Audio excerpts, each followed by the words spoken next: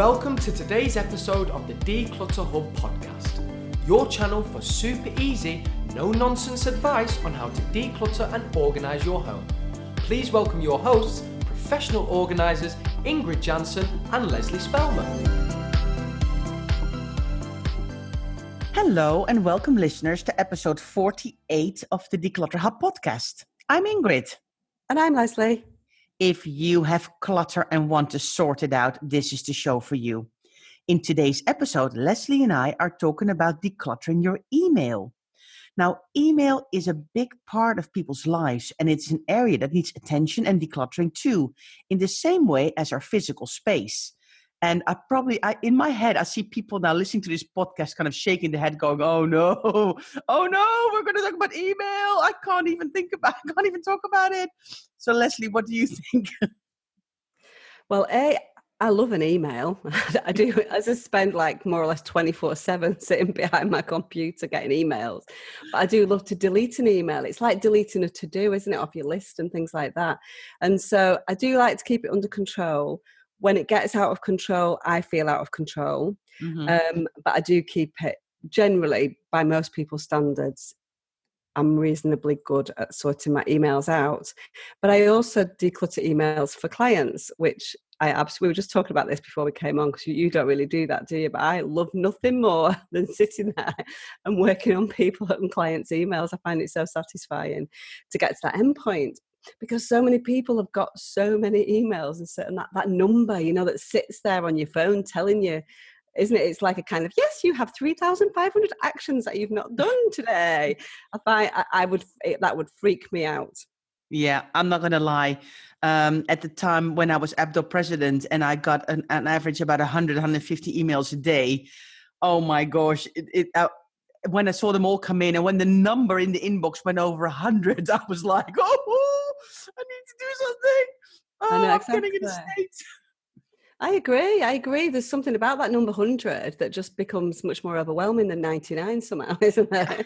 in every way. But yeah, but I think it's something that we really need to tackle. And a lot of people have gone beyond the point of dealing with it and think that you can't bring it back in. And so it is worth investing the time at looking at your email to try and, again, get control of that part of your life as well as your physical space, as we talked about. Yeah. So that's what we're going to talk about today, isn't it? Yes, definitely. And I agree with you fully. It is very overwhelming to see a really massive number. And I think 3,500 seems like, oh my gosh, state of panic. But 17,000, I don't know if I could sleep. Yeah, exactly. I think we are unusual. We know that, in the world, we like to keep things orderly and in their little boxes, and a notification number, whether it's a WhatsApp notification number, a Facebook notification number, an email notification, there's something, to me, it's something that has not been actioned, and that's the point. Mm-hmm. Yeah, definitely. So let's delve into that a little bit then. So I'm really glad I've got low numbers. I must admit it. So what else we need to think about when we talk about the psychology of emails and the incredible high number? Because it's what you're saying. It almost feels like every number is something that we need to do and we need to tackle. And so the higher the numbers... And it is something that we need to tackle, even if it's just to delete it. It is something that we need to do. It's an action that we need to take. And that's the way to think about it, really.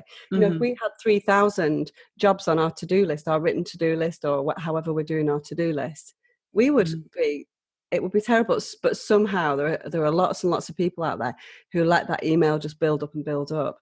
And it needs, you need to sort of tackle it at source. And then you need to do a big cull at some point. And there's different ways that you can do that. And we're going to talk about one or two of them. So many people have got different ways of managing their emails because that's part of productivity, time management, all those kind of things. So it's really important to get a system that works well for you. Mm-hmm. So let's come clean, shall we? So how do you set up your email? So how many email accounts have you got?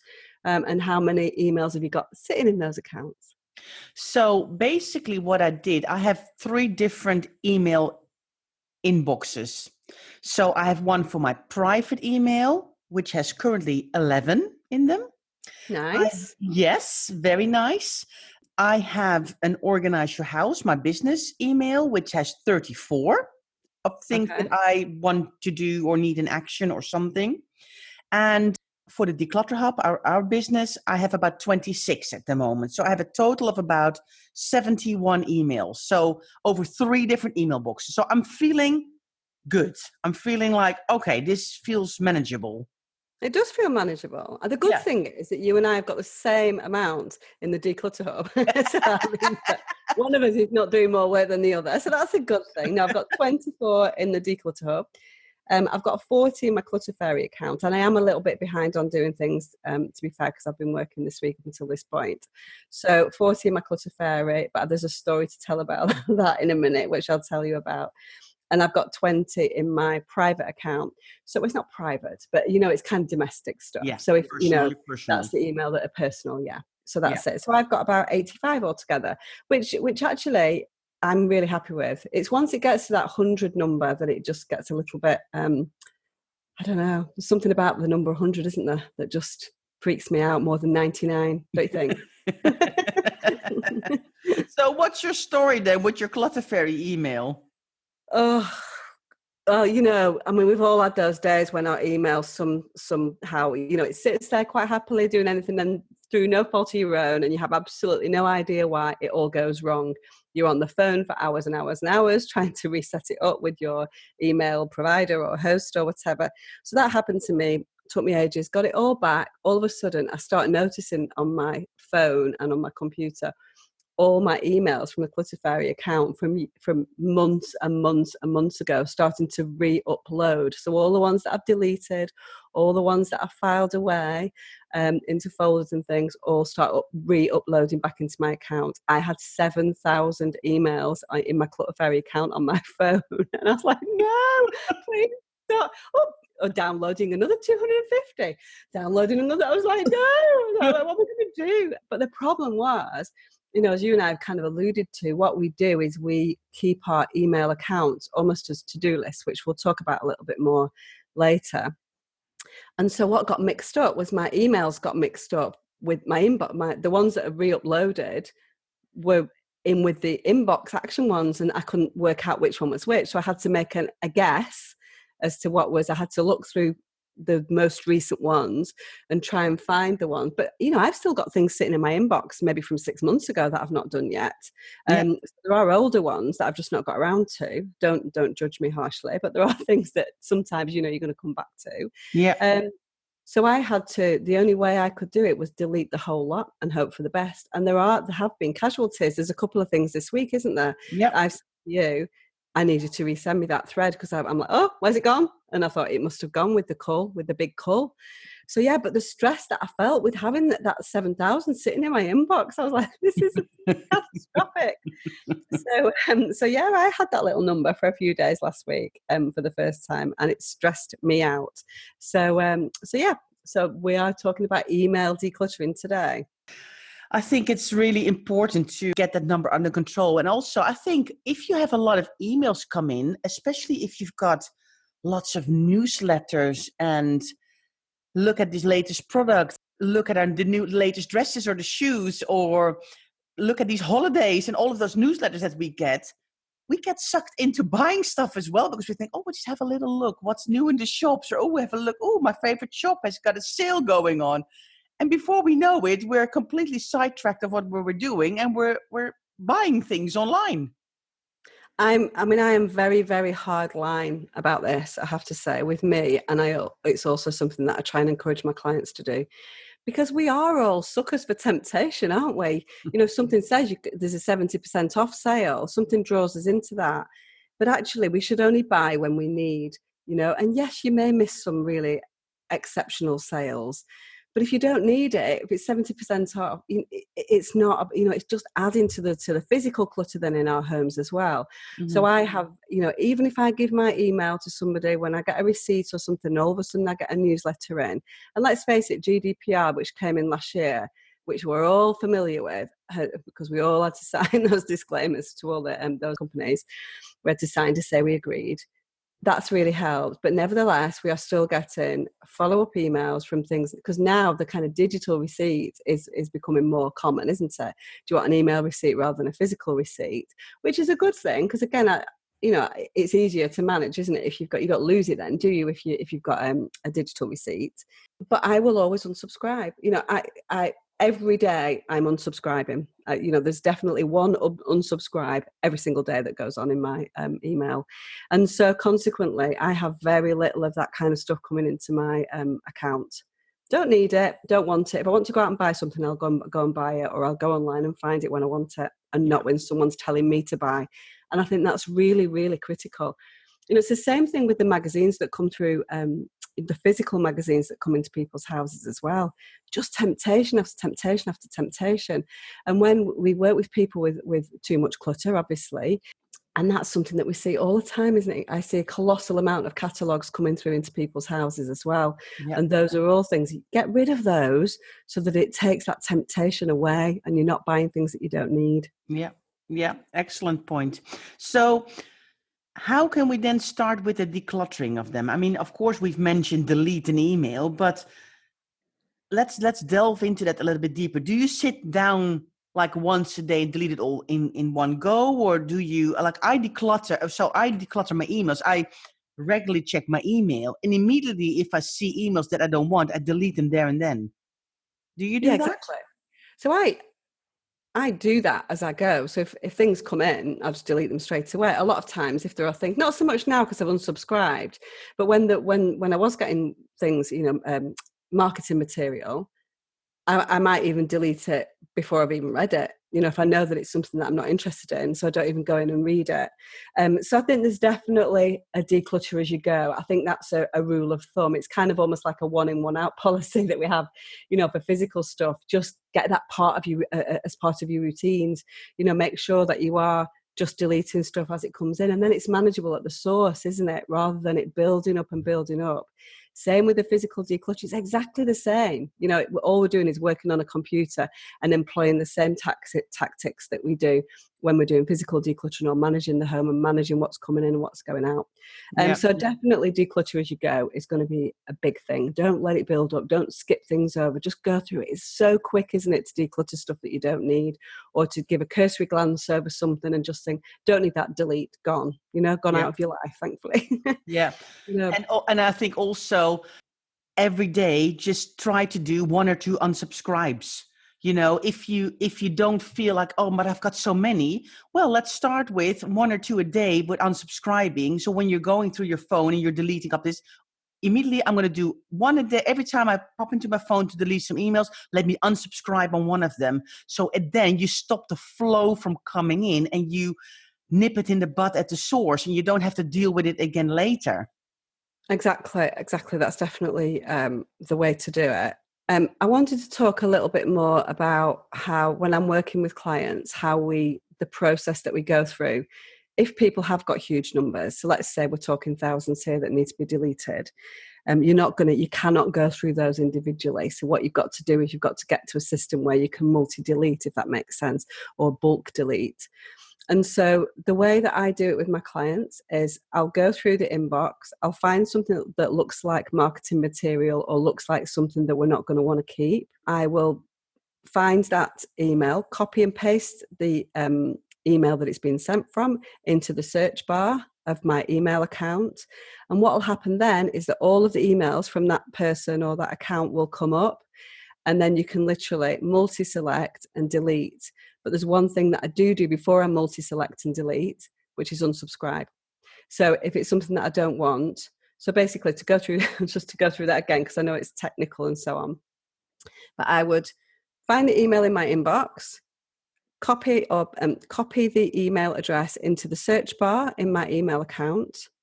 At that point, all of the emails will come up. I will do a quick unsubscribe at that point so that I've not got a subscription anymore, so it's not going to come in the future. And then I will bulk delete all of those emails. Does that make sense? Is that what you would do as well, Ingrid? Yeah.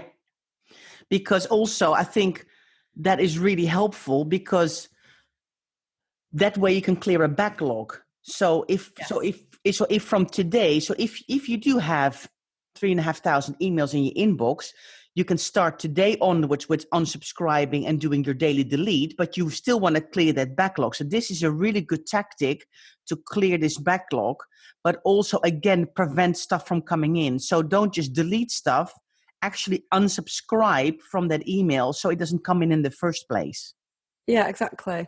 So it's kind of a two-pronged attack really, isn't it? And I find it really, so what will happen is that you'll get 70 or 80 emails coming up that you can delete in one go. You still, if you've still got thousands, you're still going to be working on it for a long time. This is not a quick job.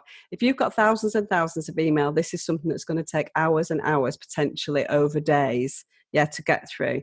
But let me tell you, it's very rewarding, very satisfying, and it makes you feel in control. And that's what this is all about. You need to get that in control so that you feel, you feel like you're on top of things. It's really important. Yeah, definitely.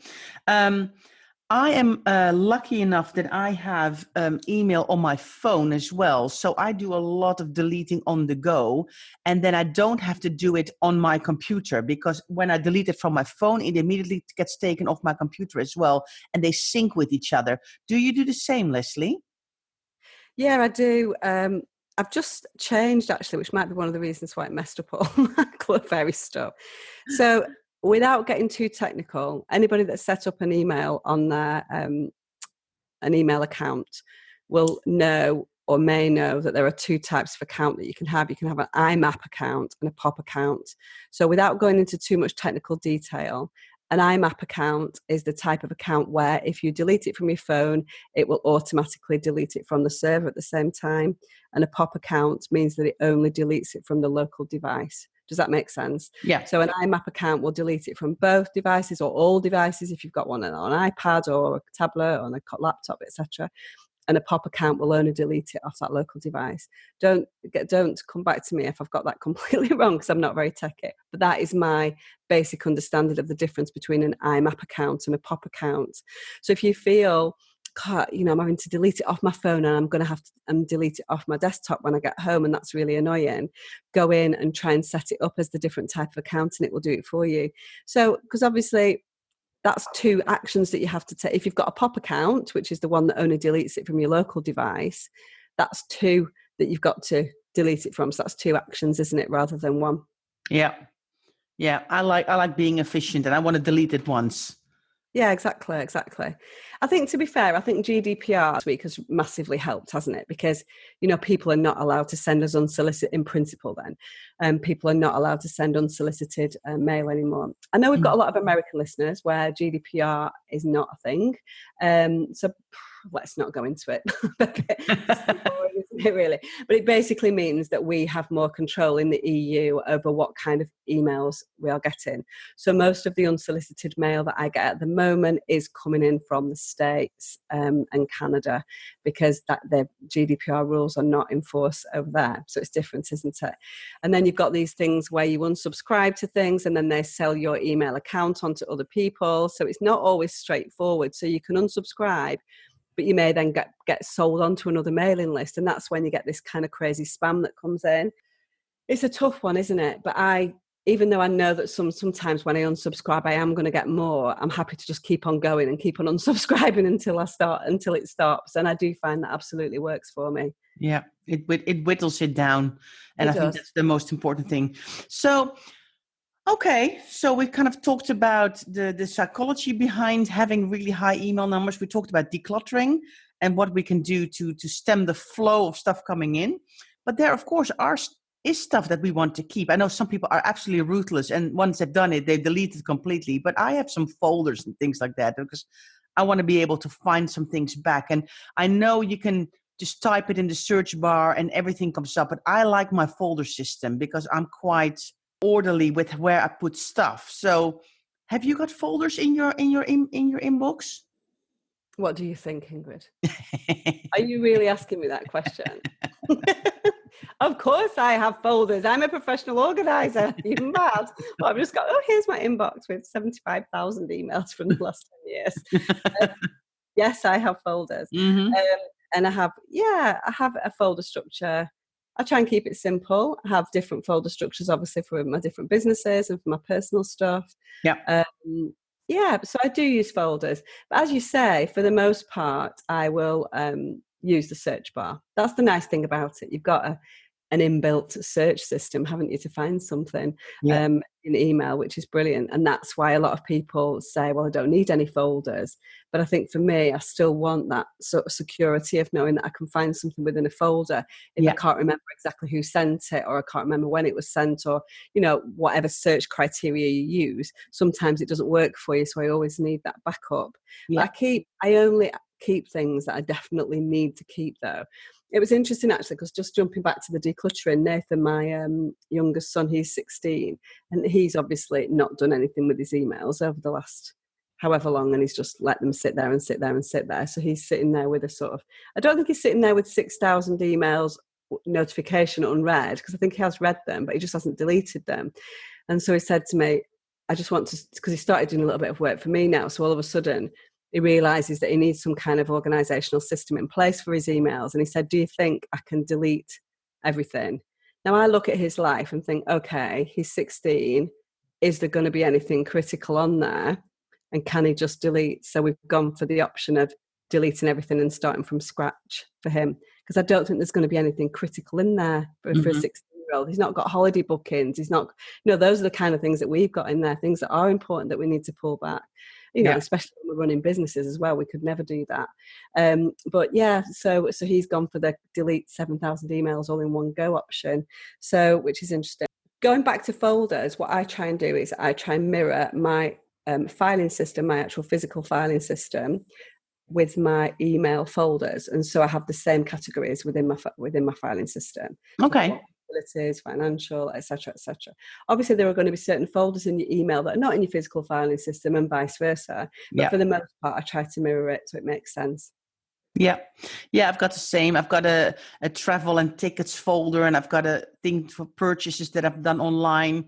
But I've also got one for the kids. But I've got separate ones for the school because they are part of some clubs and things that I want to find in their folder. But I want to have a separate one for the schools because it's just easier to find things back.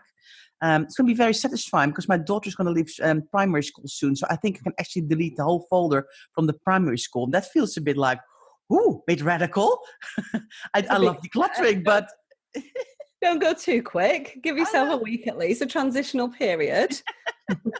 You don't need to delete it on the last day of school. So do you ever go through your folders and delete stuff from there, Leslie? Ooh, I should do a bit more work on that. My husband says I keep far too many emails. He's like, why have you got so many emails in all your folders? I think it's an interesting one because, again, GDPR made us do that really for our clients. It's all about client data, isn't it? So we're not allowed to keep things after a certain number of years about our clients. So we had to do that. But that was more of a date thing. So yes, and I do find it very satisfying when one chapter of your life closes and you can delete things if you want to say goodbye to that chapter, that is. So yeah, yes and no. Do I do it well? No. For me, the most important thing is keeping my inbox under control. And the folders can sit there and wait for a rainy day when that rainy day comes. There are times that I've been more orderly with that. So, but it's not absolutely critical. As long as it's in a folder and it's sitting there, it's not going to cause major problems. But if it's sitting in your inbox, it potentially is because it's just demonstrating a lack of control. Yeah, good point. So then I've got a next question for you. Do you use your inbox as a to-do list? I mean, we touched upon it briefly, but do you do that? I do. And I know there are so many different ways of managing email and so many different ways that people work with email. But that's always something that's, a lot of people hate that system and think that you shouldn't do that, but it's always worked for me. And so basically I go through my emails, and if it still needs some kind of action, I will leave it sitting in my inbox. And that's what I do. So I've got, as we mentioned before, I've got different ones for my 2 different businesses, and I've got a personal one. And so I know then that I'm going to, and what I do every day, I'll go through pretty much the whole inbox every time. There's only 40, 50 emails in there max. And so I'll go through and I can keep tabs on what I've done and what I've not done. I kind of flit around that. I might take things, if I want to do something on that day, I might take a note of it and put it on my written to-do list, things like that. There are going to be things that are going to take a while. I said things will sit there for 6 months before you get around to actioning them. They're just Yeah. things that you like to do. But as soon as they disappear into an archive, it's the same with physical filing. As soon as you file something away, you're not going to action that because you'll forget about it. Yeah. This is the kind of proactive versus reactive thing. And I need to be reactive. I need to be reactive to what's sitting in my physical in tray. I need to be reactive to what's sitting in my digital in tray. So Yeah. that's the way my mind works. And it's always worked for me.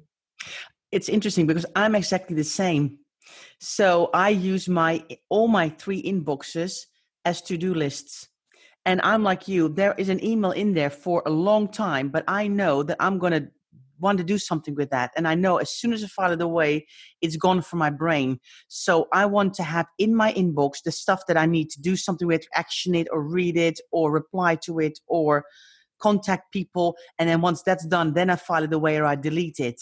And for me, that works really, really well because I don't see the point in getting an email and putting it on a digital to-do list for me to then do because it's already on the list. It's in my inbox. So I'm the same as you. That's interesting.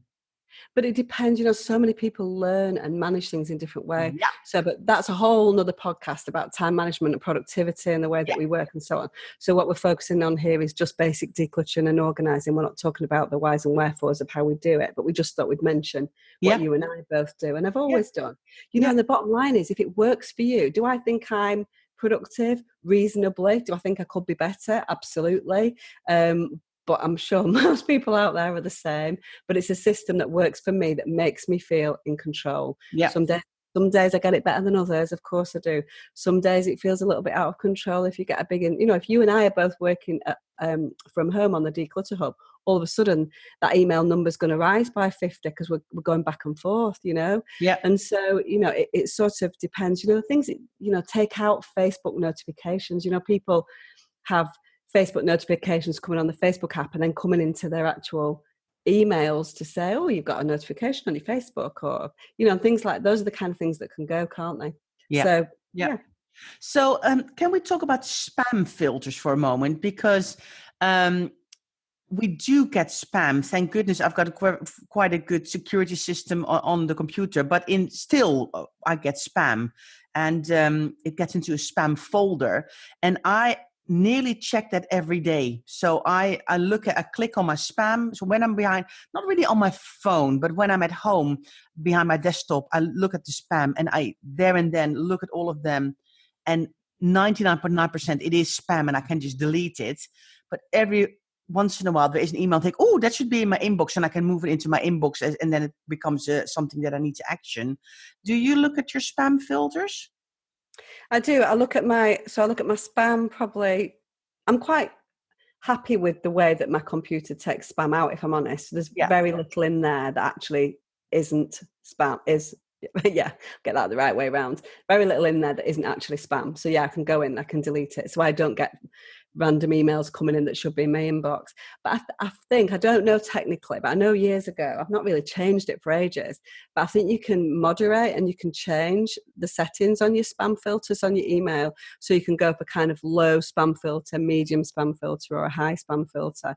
I think most are set automatically to medium, but you can fiddle around with those. So if you feel that your spam filters are not doing what they need to do and there's things that are in there that shouldn't be in there or not in there, you're getting too much spam in your inbox, or you're getting some things in your spam folder that should be in your inbox, maybe it's time to look at those spam filters and make an amendment to the setting. And that'll be different depending on what email system you're using.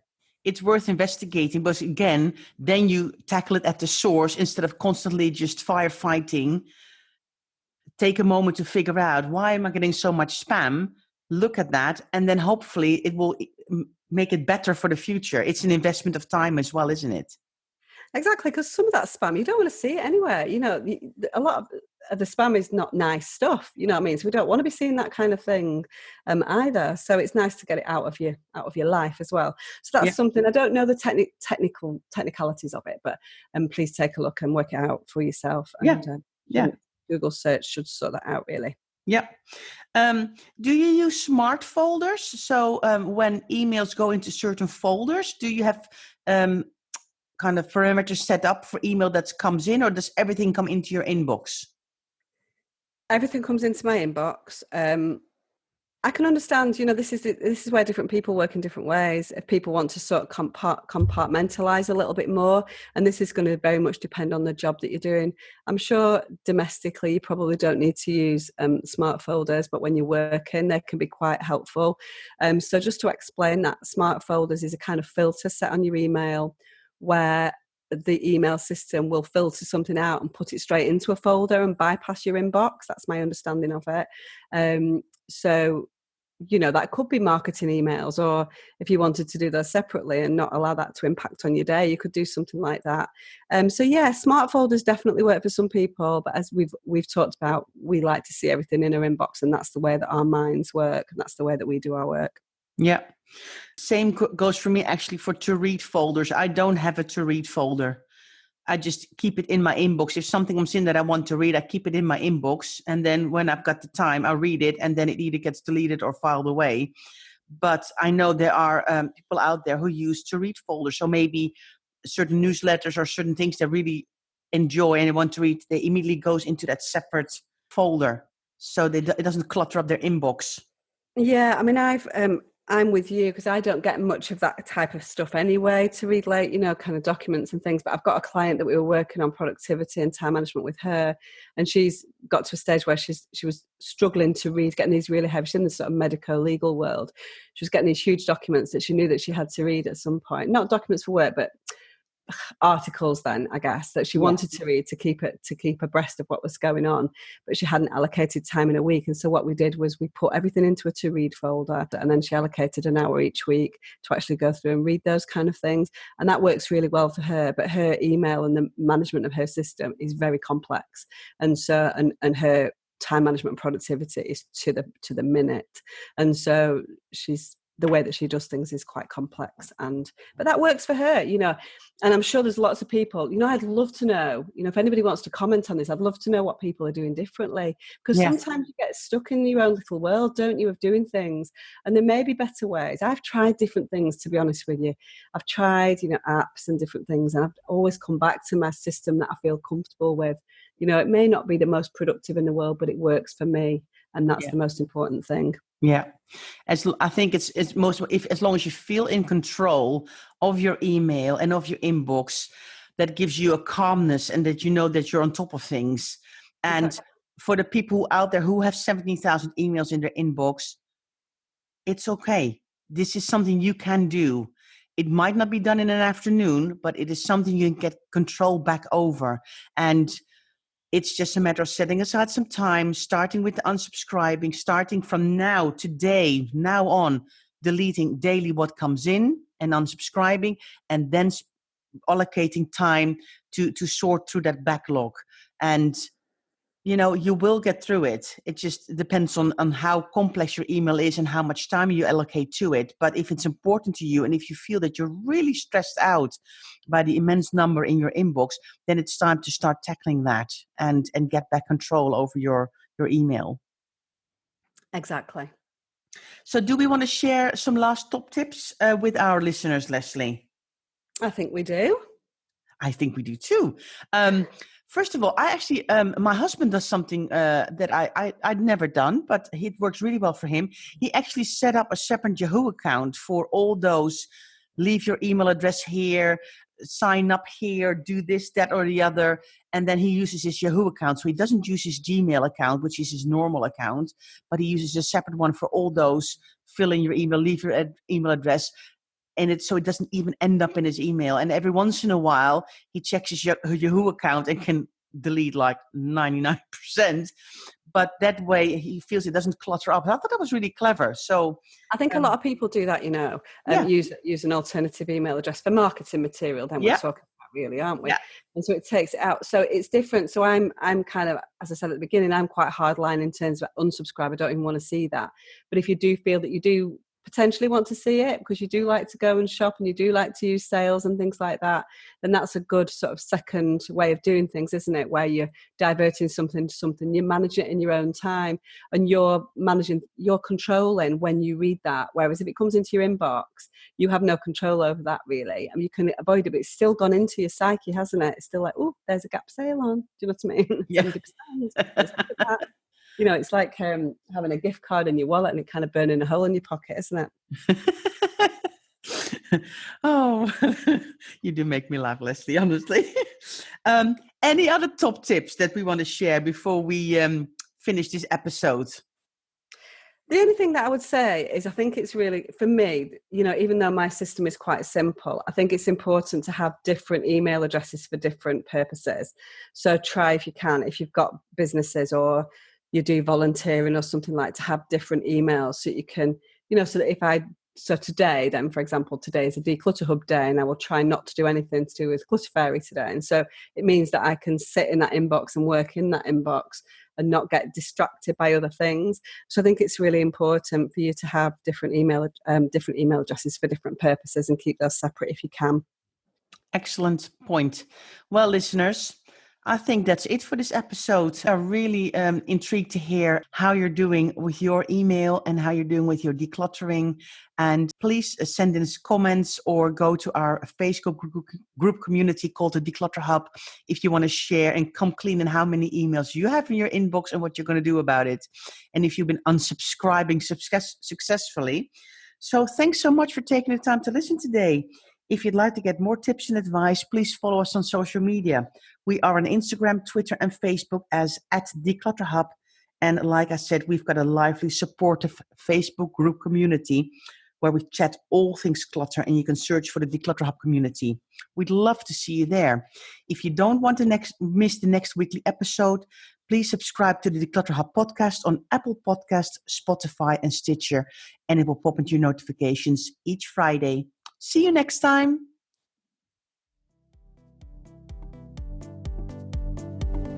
Thanks for listening to this week's episode of the Declutter Hub podcast.